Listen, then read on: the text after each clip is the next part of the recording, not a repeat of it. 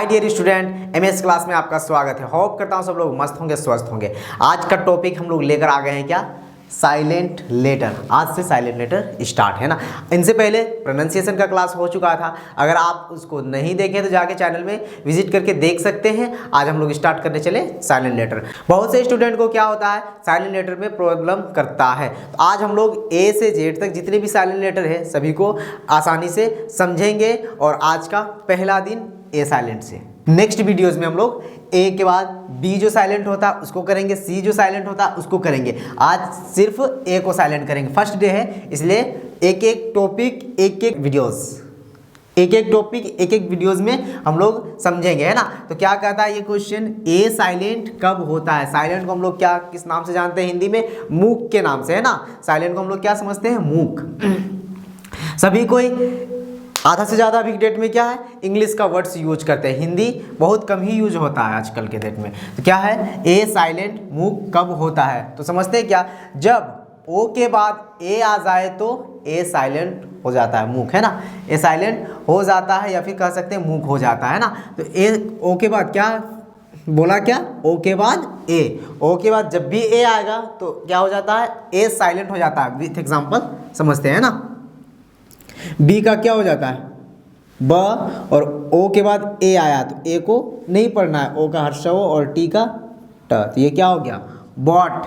Are का क्या हो गया, र, आर का क्या हो गया, र, और ओ के बाद ए है तो ये भी साइलेंट, ओ का सिर्फ हर्षव और डी का ड, तो ये क्या कहलाया, रॉड। इसी तरह से सी के बाद ई आई वाई नहीं आता है तो क कहलाता है, तो ये क्या है, सी के बाद ओ है तो मतलब ये क, ओ का हर्षव, ए का तो पढ़ना नहीं और टी का ट, तो ये क्या हो गया, कॉट। जी का क्या होता है, जी के बाद ई आई वाई नहीं आता है तो ग होता है, जी के बाद यहाँ ओ आया है तो क्या हो गया, जी का ग, ओ का हर्षव, ए का कुछ भी नहीं और टी का ट, तो क्या हो गया, गॉट। सभी में देखिए ए साइलेंट हुआ, ए का उच्चारण हम लोग कहीं नहीं कर रहे। अगर ए का उच्चारण करते क्या हो जाता है, वॉइट, रॉइड, क्वाइट, गोइट, समझे।